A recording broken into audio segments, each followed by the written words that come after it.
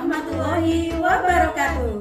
Selamat datang di Klinik Rahma Medika. Kamu sedang batuk atau bersin? Tahukah kamu, saat kamu batuk atau bersin, terjadi pelepasan virus dan bakteri yang berasal dari pernafasan, baik melalui udara maupun cairan dari dalam tubuh kamu yang dapat menularkan pada orang lain. Tapi kamu dapat mencegahnya dengan melakukan etika batuk dan bersin secara benar. Langkah pertama, saat kamu batuk maupun bersin, jangan lupa pakai tisu atau sapu tangan untuk menutupi hidung dan mulut. Langkah kedua, kemudian buanglah tisu ke tempat sampah. Jika tidak ada tisu ataupun sapu tangan, kamu bisa memakai lengan bagian dalam seperti ini. Kamu juga bisa menggunakan masker saat batuk atau bersin.